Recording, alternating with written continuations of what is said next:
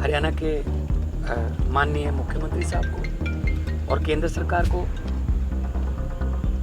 विनम्र बेनती करना चाहता हूँ कि इस परिवार के साथ खड़ी है।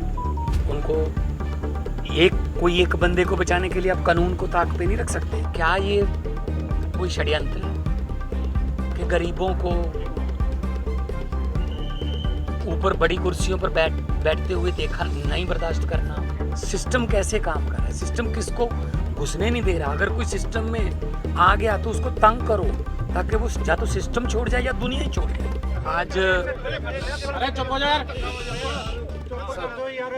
आज हमारे जो एडीजीपी चंडीगढ़ में कुछ दिन पहले ही उनकी ट्रांसफ़र हुई थी, रोहतक रेंज में थे पहले। तो पूरन जी, जो दुखदायक घटना हुई पिछले दिनों 7 तारीख को, परिवार बहुत सदमे में है, माँ बाप बहुत सदमे में हैं, क्योंकि माँ बाप ने बहुत गरीबी से उठ के अपने बच्चों को पढ़ाया, यूपीएससी क्लियर करवाया, आईपीएस बनाया और उसके बाद इस लेवल पे पहुंचकर और ऐसा दुख अचानक मिल जाए तो हम सब समाज में रहने वाले हमें पता है कि उस दुख को किस शब्दों में बयान नहीं किया जा सकता। उनकी जो पत्नी है वो पंजाब की बेटी है, पंजाब में पैदा हुई, पंजाब की जंपल है, आईएएस है, वो हरियाणा में सेवा कर रही है।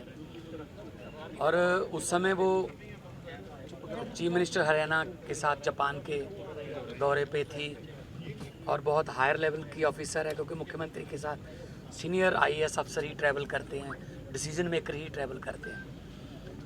तो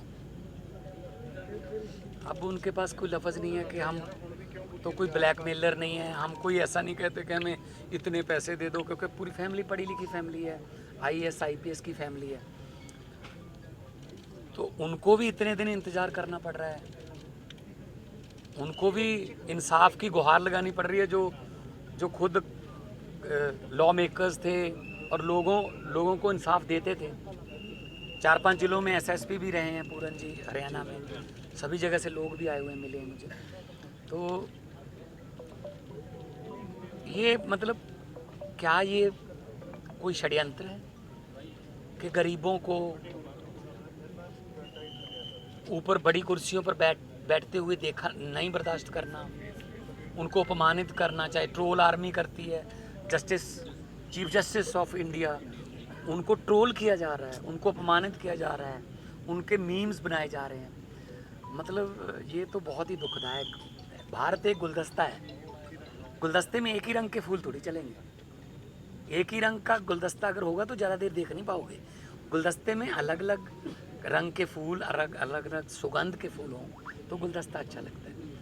अगर कोई आम घर का बेटा, कोई गरीब घर का बच्चा पढ़ लिख के ऊपर तक पहुंच गया तो उस लेवल पे भी आप उसको मतलब काम नहीं करने देते, जाओ उसको ऐसी टिप्पणियां करते हो, ऐसी उसको अपमानित किया जा रहा है उसको, कि वो इस लेवल का स्टेप लेने पे मजबूर हो गया कि अपनी जान दे दी।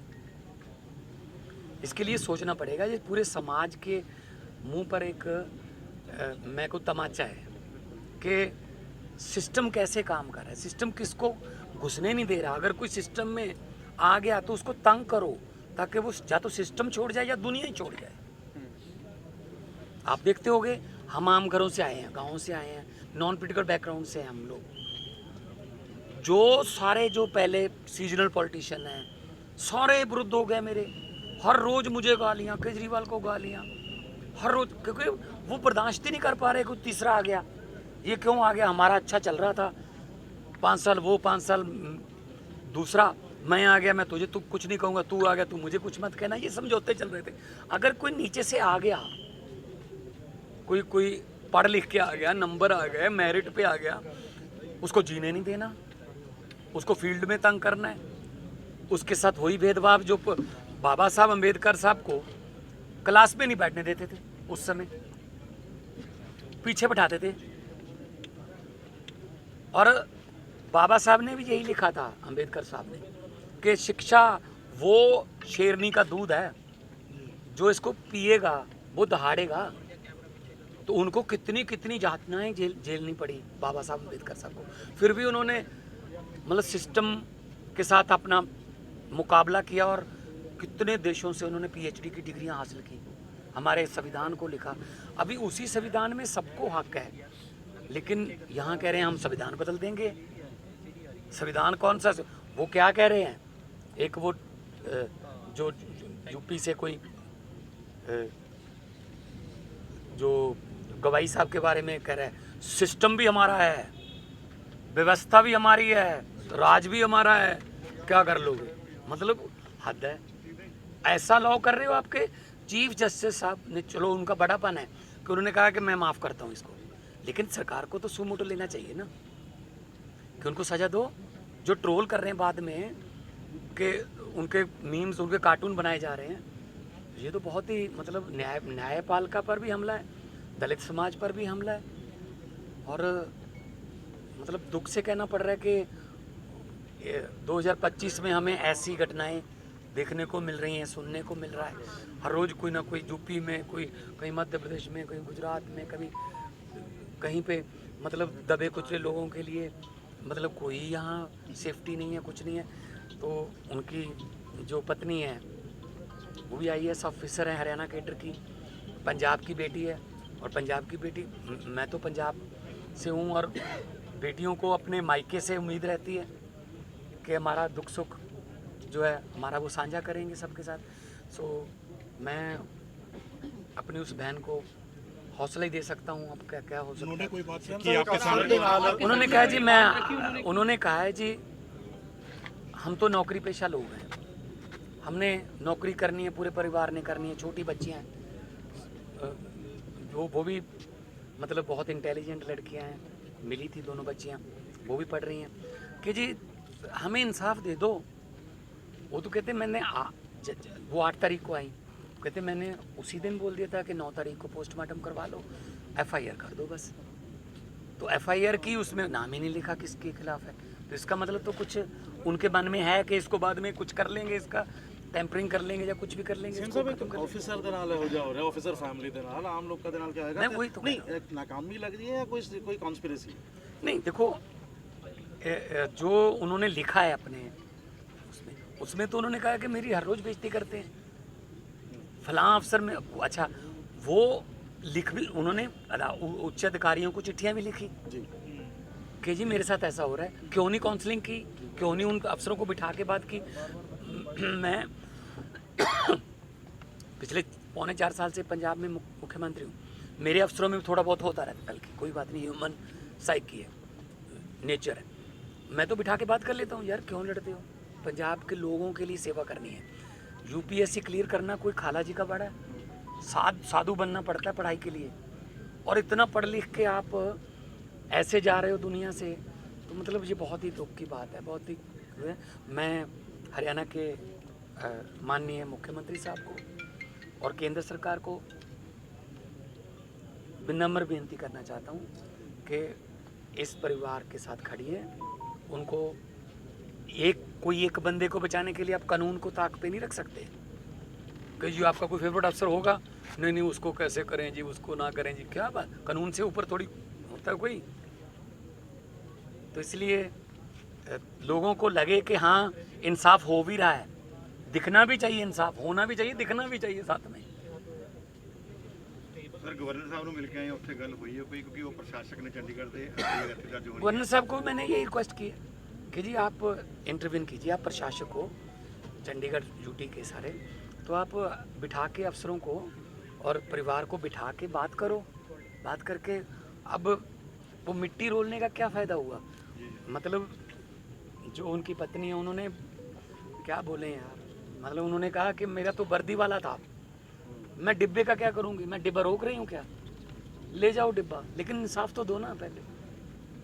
कभी बिना पूछे परिवार को PGI में ले गए उनकी डेड बॉडी, जब परिवार ने कहा जी हमारी तो सहमति नहीं है, फिर वापस दे दी। कम से कम मतलब इनकी भावनाओं की तो कदर करो। आज 5वां दिन है, पोस्टमार्टम नहीं हो पाया। हाँ, भावनाओं की तो कदर करो ना।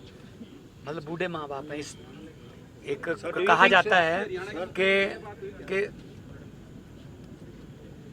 दुनिया में सबसे बड़ा, हमारे कल्चर में ये कहा गया है, दुनिया में सबसे बड़ा बोझ, सबसे बड़ा वजन क्या माना गया है? बाप के कंधे पर बेटे की अर्थी, सबसे बड़ा बोझ। और ये परिवार, वो बुजुर्ग जो हैं, वो ये बोझ को झेल चुके हैं, तो फिर उनके डिसीजन मेकिंग ऑफिसर हैं। बेटी पढ़ाओ बेटी बचाओ का जो देश में वो चलाया था, तो इनकी पत्नी का बहुत बड़ा हाथ था उस स्कीम को लागू करवाने में और उसका जो खाका तैयार कराने में।